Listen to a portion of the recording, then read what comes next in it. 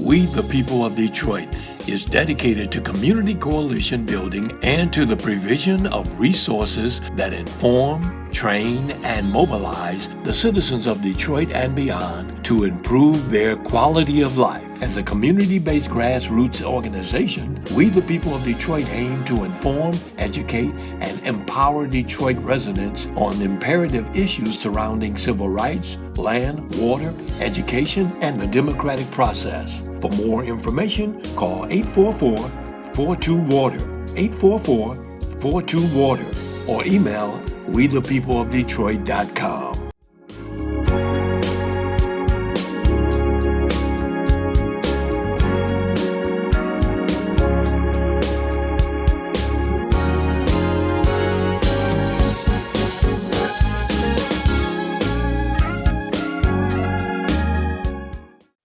Wake up, Detroit. I'm Joanne Watson, and this is your wake-up call.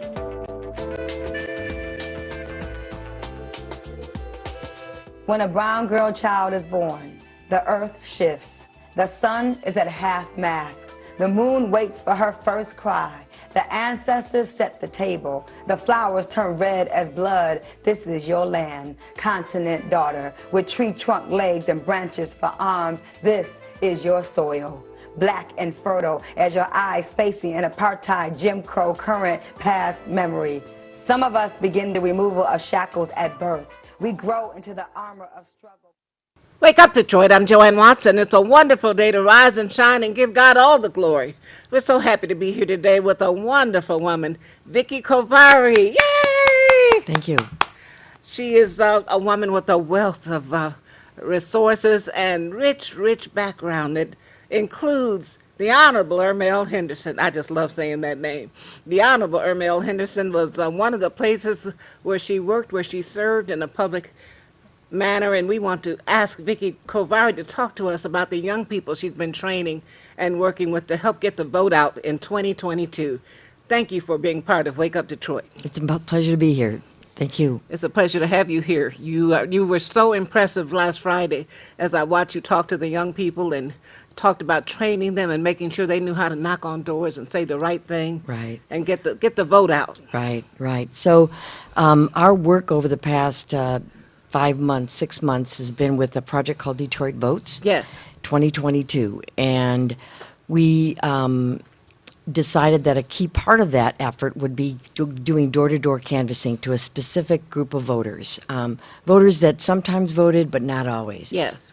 So we hired 4 Detroit community groups to do that, who hired mostly canvassers between the ages of 16 and 25. I love it. Yeah, and they were terrific. So in the last, mostly between Labor Day and the election day, they knocked on nearly 150,000 doors. I love it. Contacting those voters, talking to them about how important it was to vote, number one, and what are the options for voting. Yes. So this is the first election where you could register and vote the same day. Yes. And early voting is something that we really encourage people to do. And we also encourage them to apply for an absentee ballot because we know for a lot of people, not just older people, Sure. It's easier to vote at home in your own time schedule than it is maybe on election day. So we wanted to get as many folks to get the ballots, send their application in so that they could vote if they wanted that option. And then where to vote and how to find out if you're registered, if you need to update your... So they did all of this. Went door to door talking to people. And one thing in the training that we really wanted to emphasize for them was that in order to convince someone to vote, Yes. you have to believe it yourself. That's right. Right? And so the legacy of voting, especially in the African American community, the sacrifices people made. Sure. It's important to remind young people. There's a lot of people don't think voting matters, right? So that was part of the training, is to tell them in the last few elections, it was decided by less than a vote per precinct. My. So every single vote matters. Absolutely. And it was important that they understood the legacy of voting and that they believed it themselves and they participated in the act themselves because they can't convince anybody Yes. if they're not convinced themselves. And the young people were Detroit young people? They were from all Detroit? Detroit young people. We had one group of students from Wayne State University that canvassed Yes. through their urban studies program. We had another group in Southwest Detroit, all Latino women who canvassed in Southwest Detroit. Yes. Many of them bilingual, almost Yes. all of them bilingual. And then Human Flyers, Yes. our group that does a terrific job of training young canvassers anywhere from 16 to 21. Sure. Their offices in Marygrove and a lot of work they do with the school in Marygrove. And another group called the People's Action Yes. that relies on a lot of returning citizens, younger returning citizens. And they have been canvassing with us. Most of these groups have been canvassing with us since the census in 2020 when we Yes. hired them And to you go were in door to charge of door. the census. I was, and we also did this massive vaccination outreach campaign, and many of those same groups were there. So they are familiar with the neighborhoods. They're Detroit young people, so they don't go in there with these conceptions that a lot of people who might not be from Detroit have about going door to door in Sure. the city. They know the neighborhoods and they're committed to it. Well, clearly you did a lot of careful interviewing because the young people that I met, that I saw, who were representative of the groups who went door to door, they were absolutely outstanding. They had energy, they had knowledge, they had commitment. They were proud of what they did. And They were, yeah. when they heard about the vote turnout exceeding expectations, you could see their self-esteem and their sense of, I got a part of that. They definitely, I think, felt it, that something they did actually have an impact. Beyond the voter turnout in Michigan, we were a part of a larger group called Cities Forward, Okay. which was a cohort of about 4 or 5 cities across the country: Milwaukee, Atlanta, Philadelphia, Detroit. And of all the cities, Detroit had twice as many voter contacts I as love it. any of the other cities, and the rate at which people answered the door in Yes. Detroit was just almost off the charts. Wow. 27 to 29%. Nobody even came close to that. In fact, normal canvassing, you're hoping for 15% would be Sure. a good contact rate for somebody to open the door. But to have double that, Yeah, almost double almost that. double yeah. that is significant. And a lot of it has to do with the fact that it's young people. I think so. When somebody sees a young person at their door, Yeah, they're going to They- open the door. yes, absolutely. And their energy, I think, is another reason why people were answering the survey. Sure. Do you plan to vote? Over 80% of all the people we talked to said that they planned to vote. I love it. And many of them, I'd say 50% of them, wanted to vote absentee. Yes. So we had paper absentee applications at the door, which were very popular because we gave them to people right there. And, so they didn't have to try to go online, which a lot of people aren't totally comfortable with, Sure. who aren't familiar with the internet. We had a QR code, though, so Yes. people could scan it and find every information they needed about voting through that QR code. So we combined both, kind of older technology with the Right. paper thing and then the new technology with the QR code. And we wanted to have that kind of range so that we covered all those bases. And given that voter suppression is still going on in America, tragically, No and question. the John L. Lewis Voting Rights Act has not passed, you don't have protections that will ensure that everybody has easy access. So we need to make sure that momentum, like the momentum put forth by these young people, is in place. So I really want to congratulate you and all the forces behind the efforts to do this huge canvassing. No, Because it made a, yes, I know it made a difference. it did. And we did have a story coming out of Edison School over there by Grand Rosedale. One of the people that we worked with, that's his voting place. Yes. And he went there, and there was a man standing in front of the entrance Oh my. saying, "Are you sure this is your voting place? Are you sure this is where you vote? You better go back and check." I mean, really Intimidation. kind of intimidating harassment. people. Yeah. And reported that directly to the hotline. But the other thing we also, access to voting is not just political. Sure. But when I toured some of the polling locations, they were so dark. the lighting was terrible in a lot of them. And it gets dark early at this time of year. That's true. And so some of the entrances were not well marked, had very poor lighting. And then some of the traffic flow, like I was at Henry Ford High School, the entrance, you could barely see the door. My. There was hardly any lighting. And there was a traffic jam on the street because the parking that they had was in the back. It was totally dark. People just wanted to park on the street. Sure. So we had the Detroit police come and help do some traffic control so that no one was deterred from voting. Right.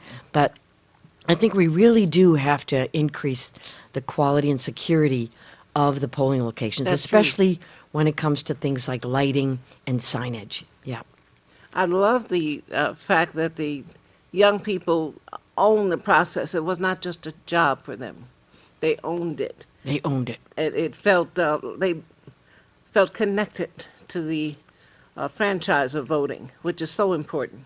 And many of them expressed a great interest in wanting to do this again. Excellent.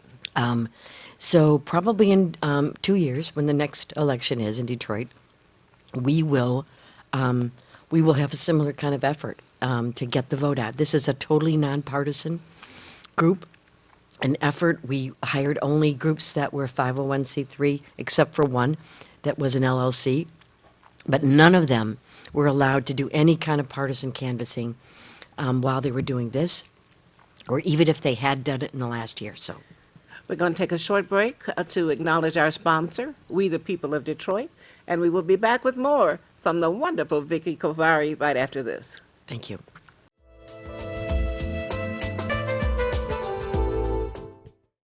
We the People of Detroit is dedicated to community coalition building and to the provision of resources that inform, train, and mobilize the citizens of Detroit and beyond to improve their quality of life. As a community-based grassroots organization, We the People of Detroit aim to inform, educate, and empower Detroit residents on imperative issues surrounding civil rights, land, water, education, and the democratic process. For more information, call 844-42-WATER, 844-42-WATER, or email wethepeopleofdetroit.com.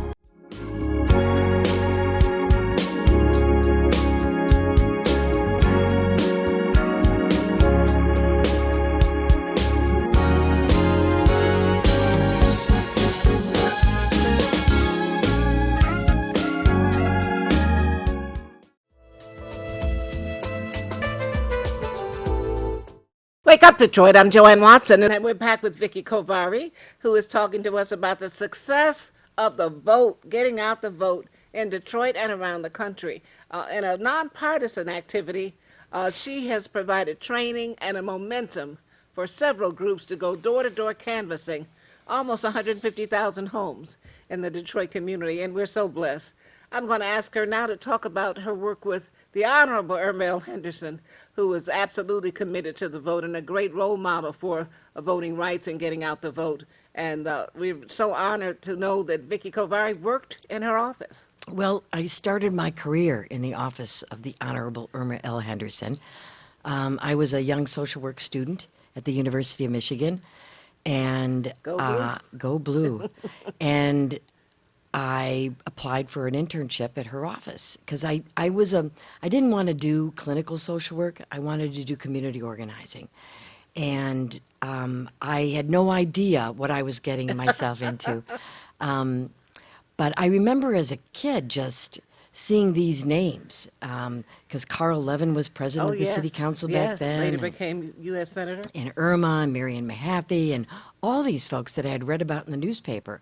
But I had the honor of being in Irma's office.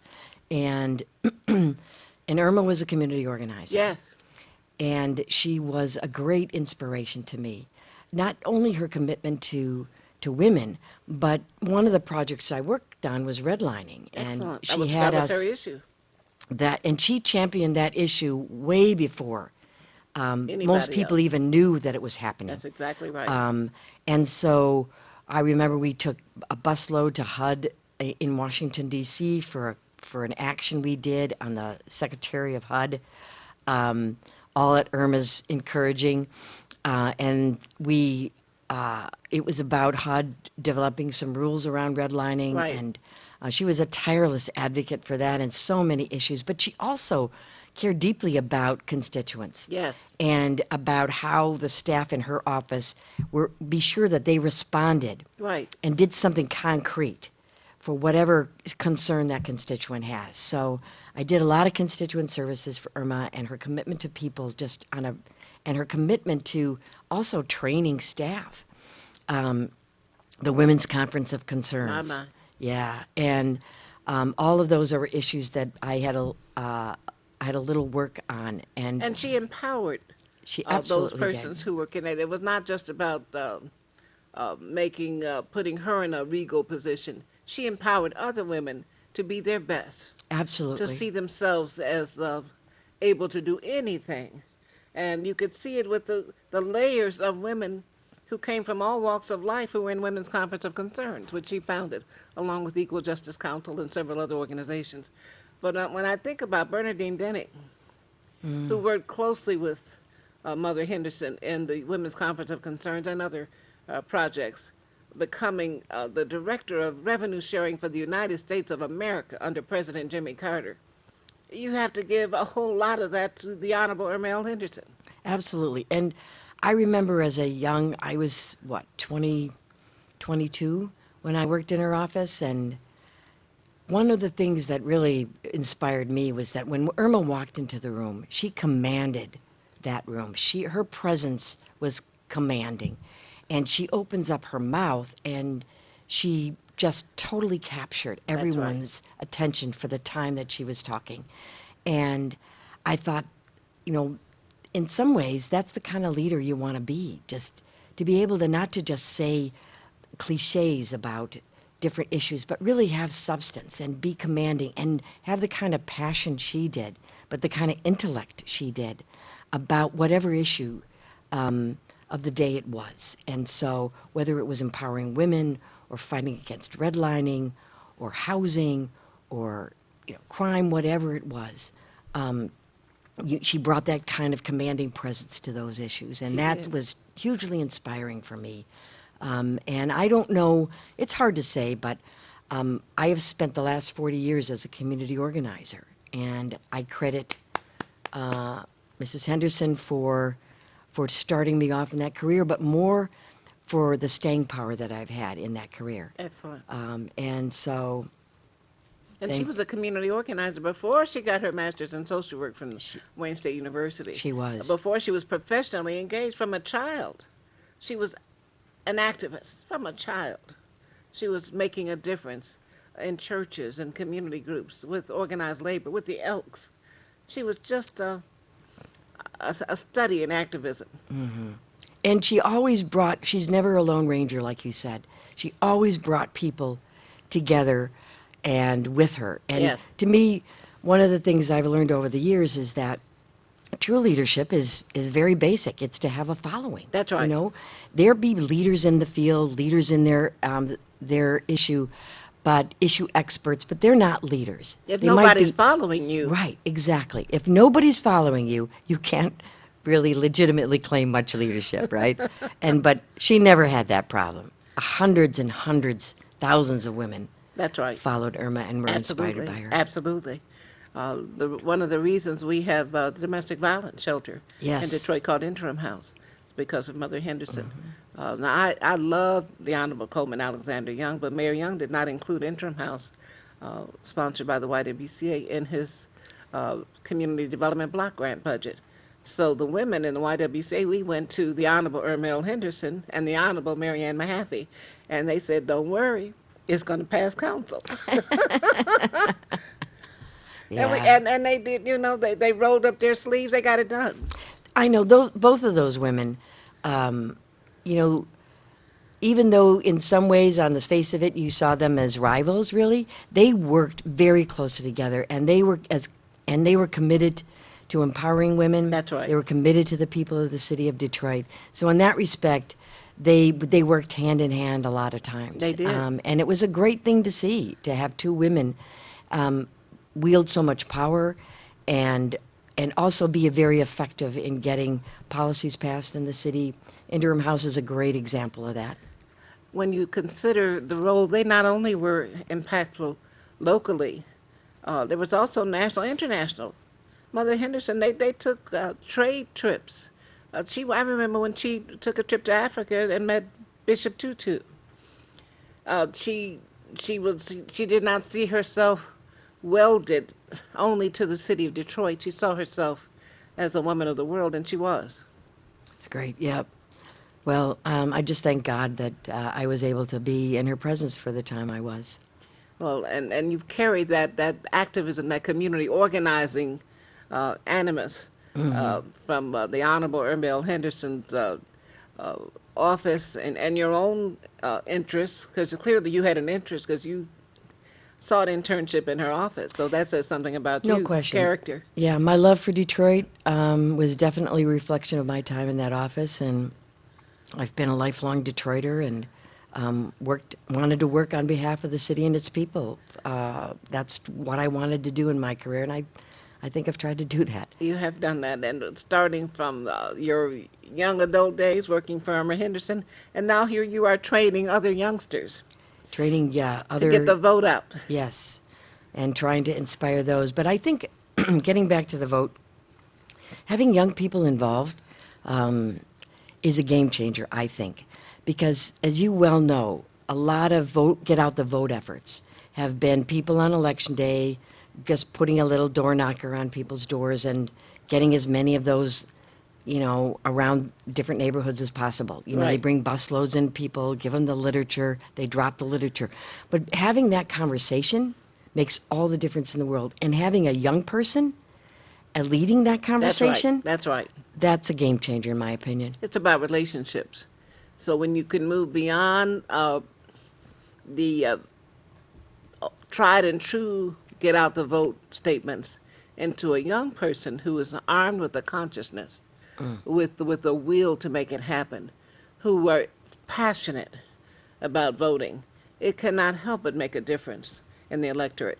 And it certainly paid off this past election. I was just amazed and in awe of the young people that you had your wonderful work with. Yes, and when I heard some of their stories about going to the different polls on Election Day, they were very energized because a lot of the polls were packed. There was a steady flow during the day, which usually is pretty slow, and it may not be, totally reflected in the turnout numbers because I think, we gotta really look at what the actual turnout in Detroit was, based on our population changes, but I'm very proud of the way in which they engaged people and how people took this election really seriously. They did. And my church, Westside Unity, on Joy Road in Detroit, I was there for the primary, opened up the polls very early, and was there till the end. And the primary, it was light, very light. Yes. There were stretches of time when you didn't see anybody, but not for the general election. And the number of young men that I saw drastically increase from voting in the city of Detroit at just the one polling place. So I can bear witness as to the transformation, the obvious ramping up of the vote was done. Absolutely. So, yeah, looking back on the election, getting more Detroiters convinced that voting matters. Yes. We've got a lot of work to do still. And we've got a lot of work to just get people into the habit of voting. That's true. Right? And being able to see, that it has benefits. And it's not only benefits, but these are policies made by people you elect. That's right. Who are going to impact your life and the lives of thousands, even millions of others. And because you've done it in a nonpartisan way, who Right. can argue with that? Right. Nobody can take issue with that. Absolutely. And so, being able to get those same folks back 2 years from now will be really important for us. And also just being able to talk to more people. Yes. I think we have a lot more room to do that. And given our success, I'm confident that we'll have the funding to do that, to be able to, and these were paid canvassers where we're able to give our canvassers a living wage. We required them, all of the groups we hired, we required them to pay no less than $15 I love it. an hour, you I know. love it. We'll get more on that right after this break. And our sponsor is We the People of Detroit, which does a magnificent job making sure that our people have access to water, human rights, civil rights, and all the rights that they are entitled to. Thank you to our sponsor, We the People of Detroit.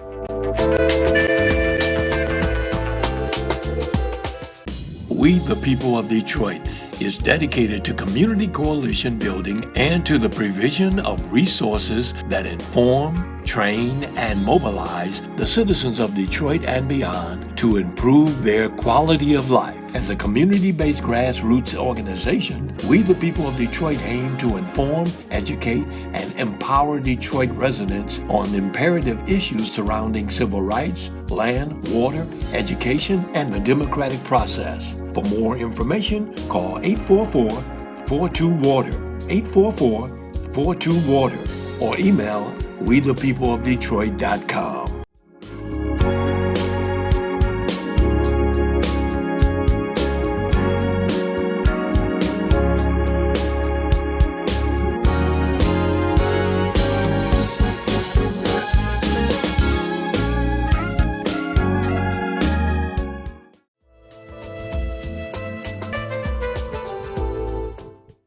We're back with the very special guest, Vicky Kovari, who has a wonderful history of activism, of community organizing, some of which she learned at the feet of the Honorable Ermel Henderson.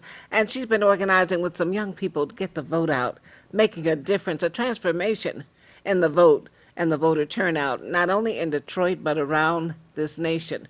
And I want to thank her for being a very special guest. Thank you. Vicky Kovari. Thanks. You have a wonderful sense of connection to the vote and the importance of the vote. When you think about our citizenship and the rights guaranteed in the Constitution, it really all focuses around the vote. It does, and I've had a passion for civic engagement for a long time, and my role in the mayor's office as the director of the Department of Neighborhoods. When we took over, we had money for staff. It was in the beginning of the bankruptcy. We had no resources for computers or phones or mileage or anything, no offices. But Charlie Beckham and I put together the Department of Neighborhoods, and we wanted our Department of Neighborhoods district managers to be able to go out and re-engage people in the neighborhoods, to go and rebuild block clubs, because the trust between local government and its citizens was practically non-existent. I mean, city services were really, really low in a lot of neighborhoods. Dumping was rampant, etc. And because of the foreclosure crisis, a lot of people left. A lot of people lost their homes. A lot of the block clubs just became dormant. And so it was our job to try to rebuild that kind of trust and to go out there and engage people. Go to their meetings, not have them come down to City Hall, but go out to where they were, because we felt we owed it to people to just go to them rather than expecting them to try to get downtown and come to us. But so the district managers team, just attended every block club meeting in their area, did one-on-ones with people, really tried to make their complaints number one. And so we carried that through to the census. We knocked on over 400,000 doors during the Wow. census. Even in the middle of the pandemic, we had 100 what we called census ambassadors that we had, and they went door to door, and they also went to the block clubs. We went to services outside that were held. We went in front of grocery stores. We went to where the people were. Now, were you to get pleased that. with the census results? Well, absolutely not. We had, by many people's accounts, including Bloomberg, a bunch of foundations, the most robust community outreach campaign in the country for the census because of the number of events. We did over 100 events in the middle of the pandemic. We knocked on 400,000 doors. Nobody in the country did what Detroit did. So when the results came out, And we saw the census sort of saying all these units in these neighborhoods were vacant, when we knew places like Boston Edison didn't have 365 vacant units in it, but the census said they did. So we knew something was terribly wrong, so we started to look at other neighborhoods where they said that there were all these vacancies. And we knew something was wrong, so that's why Mayor Duggan decided to sue the Census Bureau. That's why he appealed the numbers. And that process is still ongoing, because we know that more people were living in the city of Detroit than were counted in the census, absolutely, unequivocally. So you use the same kind of formula to get the vote out. You use that same formula to try to canvass for the census. Absolutely. 2020. For Census 2020. And then when the vaccinations hit, the mayor really wanted us to do what we did during the census and go out and knock on people's doors to tell them where they could get vaccinated. If they needed to make an appointment, we were making appointments at the door. And these were also young people who were doing this, right? Many of the same young people who participated in the Get Out the Vote effort for Detroit Votes 2022. They were trying to convince people about what their options were to vaccinate. We had Saturday clinics set up. The health department did. We had Northwest Activity Center. We had mobile clinics that you could come to, the health department. You could make an appointment. You could walk in. And we wanted people to know that there were lots of options, and access wasn't going to be one of them. Because I think at the heart of what we did and tried to do was we really wanted to make equity at the center of it. And so equity in terms of access to whether it was voting, access to vaccinations, access to filling out the census, to try to make it as understandable as possible to people. So we knocked on another 365,000 doors, outreach contacts for vaccinations. And then in this effort, because it was a smaller, more targeted effort, we contacted 150,000 voters. So these young people that did it, half of them had done canvassing before, the other half had never done canvassing before. So we're trying to train just new waves of young people to really participate, not only in voting, but in the civic life of their city.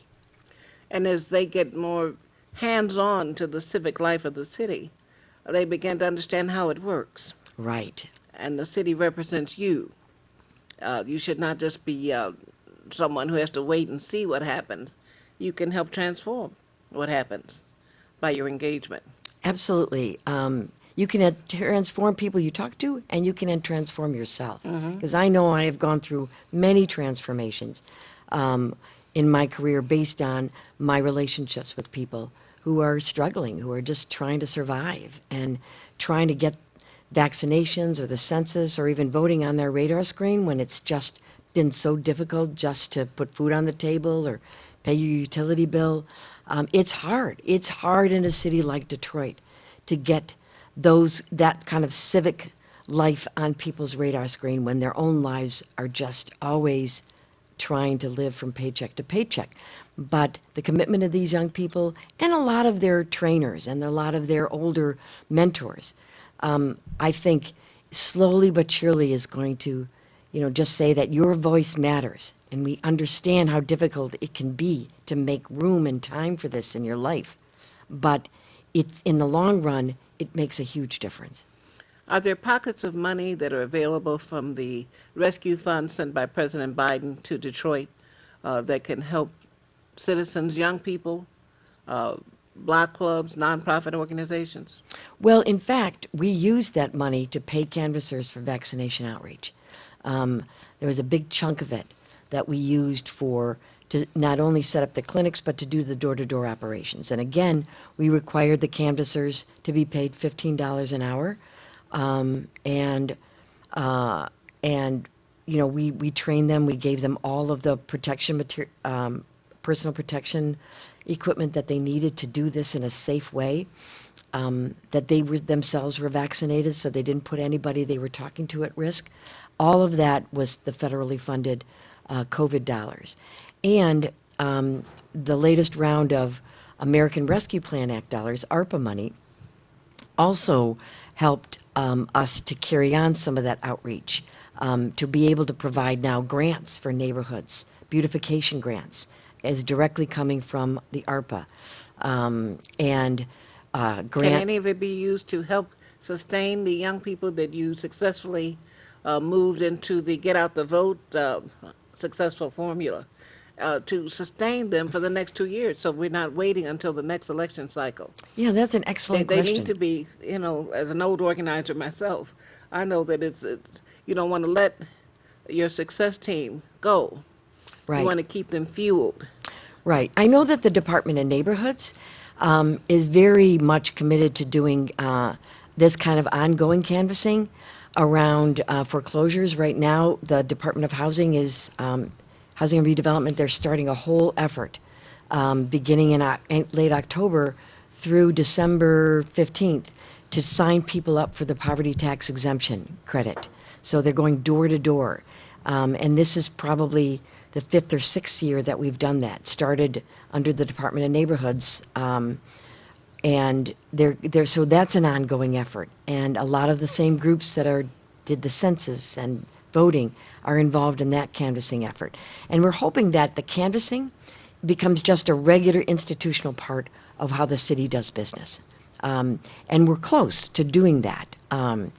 But I think that the Department of Neighborhoods is going to be very committed to using the canvassing and the young people in a whole bunch of different initiatives currently and coming down the road. Have you been able to connect with Detroit Public Schools in this process? Well, definitely for vaccinations. There was a lot of work that Dr. Iris Taylor did to do outreach for schools.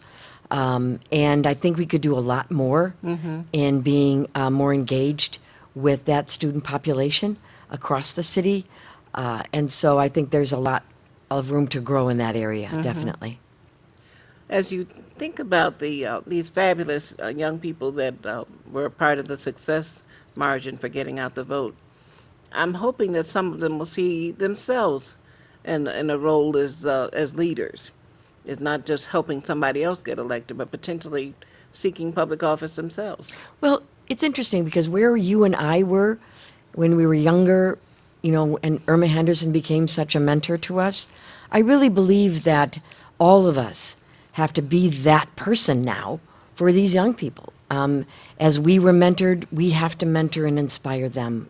And as many opportunities as we can get to do that, I think it's our responsibility to do that. Well said. We're going to take a short break in order to honor our sponsor, We the People of Detroit, and we will be back with more with Vicky Gopari right after this.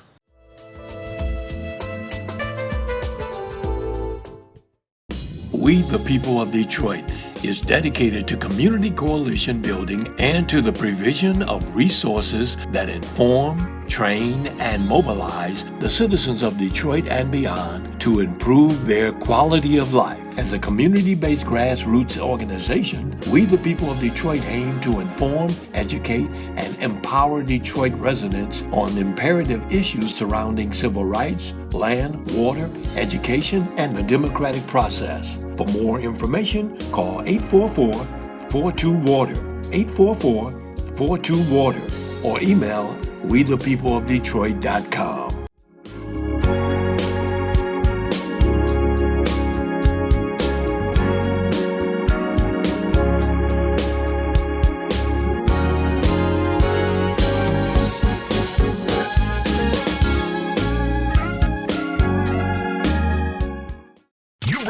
Your podcast on iHeartRadio? Yes, your podcast on iHeartRadio. What about Alexa, Roku, Fire Stick, Apple TV, Android, or iPhone? Plus live TV streaming. Get your podcast seen and heard all over the world. Call 313-868-6612. Pre-recorded shows are accepted to be archived. This is a WHPR distribution platform. Download the app from the App Store. Go to WHPRTV.com. Channels available for lease 24/7 on Roku, Fire Stick, or Apple TV. Coming soon, subscription and pay-per-view. Also, Block time is available. Get yours. Call 313-868-6612. That's 313-868-6612. Executive producer R.J. Watkins. Program director Henry Tyler. 107.5 FM WGPR HD2. RadioWeCanSee.com.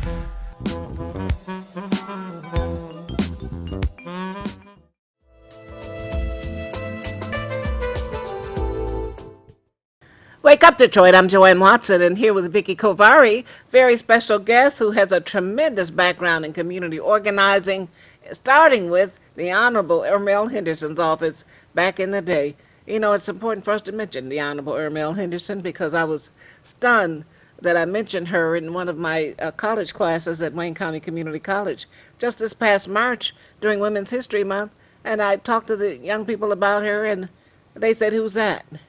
It hurt me. It was stunning to know that Mother Henderson is not universally recognized by every population in Detroit. I believe that young people should be mandated to read her autobiography down through the years, and Mayor Young's autobiography, Hard Stuff, before they graduate from high school in Detroit.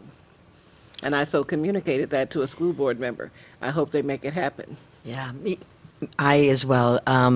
I remember in our training for the young people during Detroit Votes, I asked how many had heard of or read James Baldwin. Yes. And out of almost 30 young people there, one person raised their hand. Wow. And it was James Baldwin, I think, in one of his writings, talked about, after the Voting Rights passed was in the 60s, talked about the potential power of the black vote. That's right. That it could transform this country.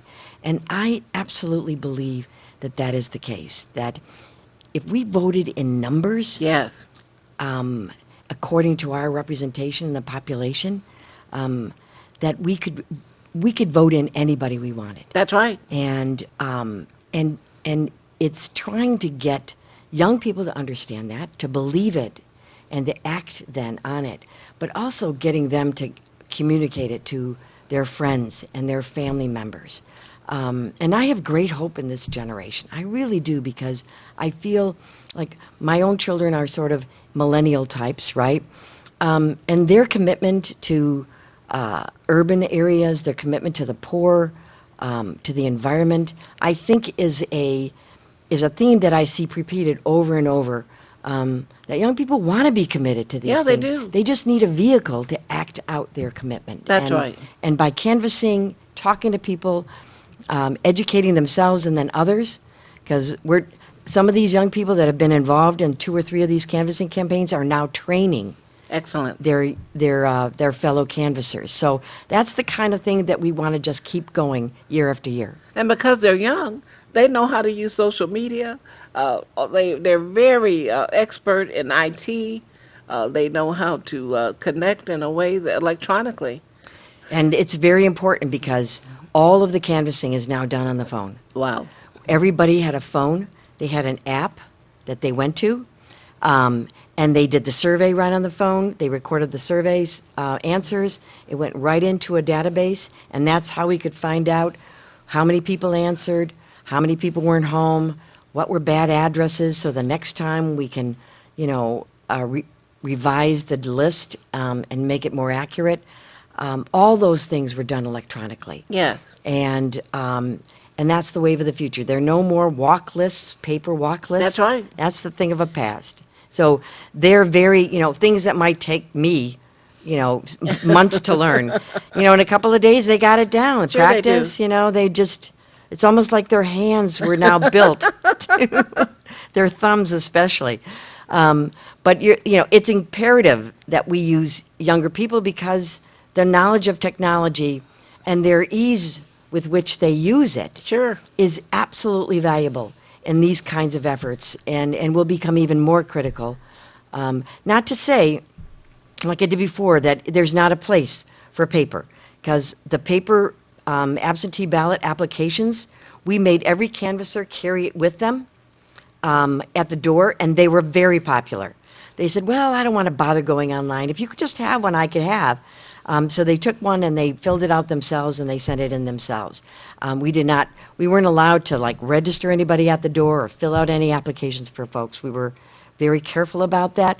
We were very careful about making sure that even if you were asked by someone at the door who you wanted to vote for, who you should vote for, we told them strictly that you're not to answer that you are nonpartisan. It's not your business who they vote for. It's just your business that they come out and participate. That's right. That's right. And I was so empowered by the notion that your young people, our young people, really made a difference. They did make a difference. And young people all over the state, I understand there were lines around Michigan State University, University of Michigan, our alma mater, and colleges around this area where they wanted to make sure they had a chance to vote. Well, in fact, when we were doing a debrief, some of the canvassers knew some of those students at State at U of M. And one person said her friend was there till 1 o'clock in the morning. Wow. Waiting to vote. Wow. Because they were wanting to register and vote Yes. on the same day. I can't tell you how critical protecting those voting access Yes. rights were to this election, and how critical the proposals were.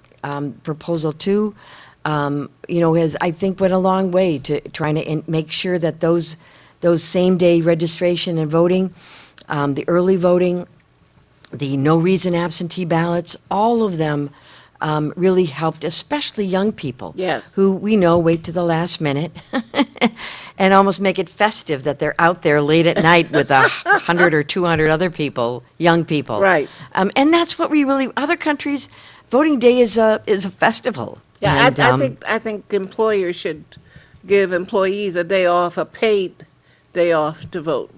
It's that Absolutely. important. The franchise is critical to our position as citizens. Yes, and we need to make voting something that is celebrated in this country instead of a chore. That's right. Because I think it absolutely deserves a national holiday. I think that would go a long way to making it important, and I think raising it up to the position that it should be raised, Absolutely. and to be able to build in some of the more celebrative Yeah, types of activities around that would be, That's I right. think, could only help us. absolutely. And, you shouldn't have to take your lunch hour to vote. And with this past election, your lunch hour wouldn't have been long enough. Right, or have somebody watch your kids, and Right. and all that. I mean, for some people, they have to make some sacrifices to vote, and we should really make it a lot easier. We should. And having young people at the forefront is a game changer.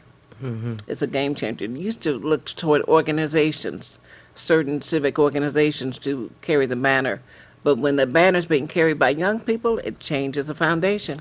And it also, like you said earlier, it gives them a taste of it, Yes, and it then provides that opportunity for them to be involved in the future. that's right.